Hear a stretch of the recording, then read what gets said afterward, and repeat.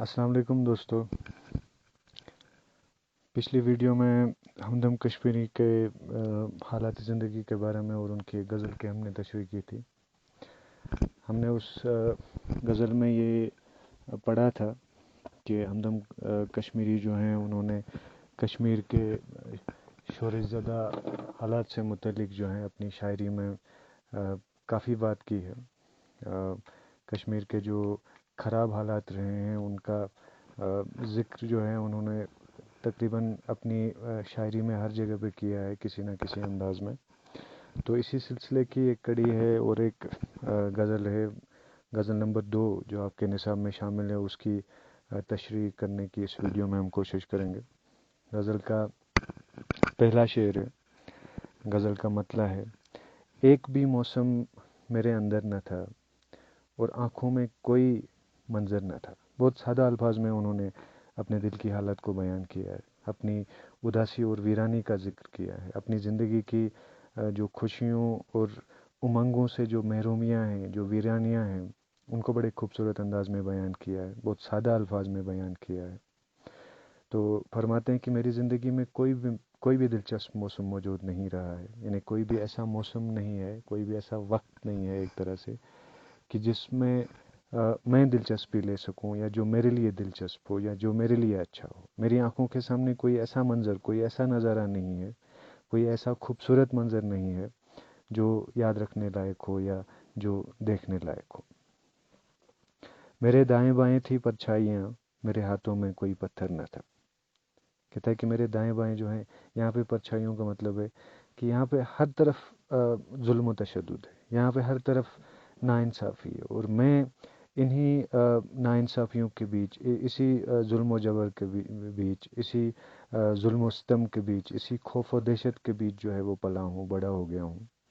یعنی کہ میں ہمیشہ گرا رہا ہوں ان چیزوں سے، میں نے ہمیشہ یہی چیزیں دیکھی ہیں. تو میں چاروں طرف سے پرچھائیوں سے گرا ہوا تھا، اور یہ پرچھائیاں کس کی تھی؟ یہ ظلم کی تھی، یہ تشدد کی تھی، یہ خوف کی تھی، یہ دہشت کی تھی، یہ ستم کی تھی، یہ جبر کی تھی. میں انہیں دور بھگانا چاہتا تھا، لیکن میرے ہاتھوں میں انہیں مارنے کے لیے کوئی پتھر نہیں تھا.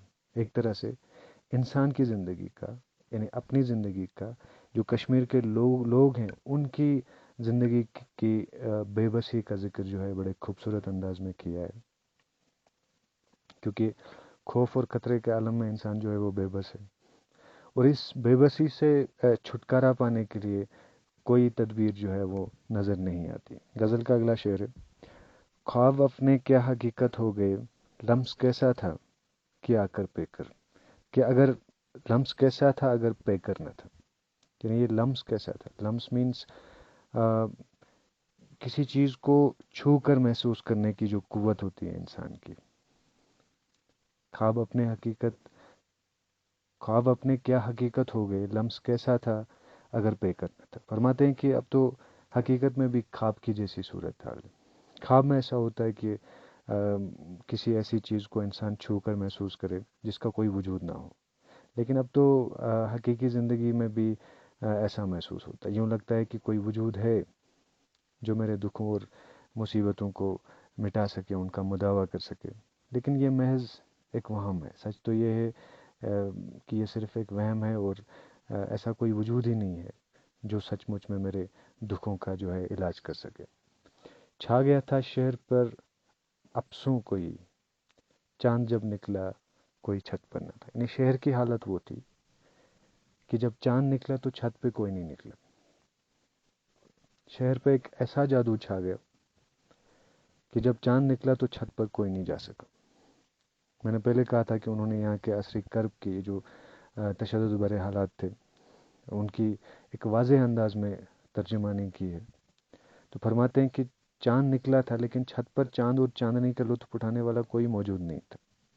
چھت پر چاندنی کا مزہ تو تب اٹھایا جا سکتا ہے جب شہر میں امن و سکون ہو. یعنی اگر شہر میں امن و سکون ہو تو لوگ کسی خوف کے بنا باہر نکل سکتے ہیں. لیکن اب شہر پر نہ جانے کیا جادو ہو گیا ہے کہ زندگی کے آثار ہی نہیں رہے. ایک طرح سے زندگی کے آثار ہی ختم ہو گئے. اب خوف و ہراس کی وجہ سے چاند نکلنے پر، چاند دیکھنے کے لیے چھت پر آنے کی کسی میں جرت نہیں ہے، اور یہ جرت کوئی نہیں کر سکتا. ایک صدا گونجی مقام دیر تک، صدا مینس آواز، کیا تھا یہ ہمدم کوئی در پر نہ تھا. گھر پہ تو ایک آواز تھی لیکن دروازے پہ کوئی نہیں تھا. تو یہ بھی غزل کا مطلب جو ہے، اس میں شاعر اپنے آپ سے مخاطب ہو کر فرماتے ہیں کہ مکان میں دیر تک کوئی چیختا رہا، بظاہر تو دروازے پہ کوئی دکھائی نہیں دیا. یہ شعر کیا بلکہ یہ پوری غزل جو ہے کشمیر کے حالات کی ترجمانی کرتی ہے. دروازے پہ کوئی موجود نہ ہونے کے باوجود بھی گھر کے اندر چیخیں گونج رہی تھی.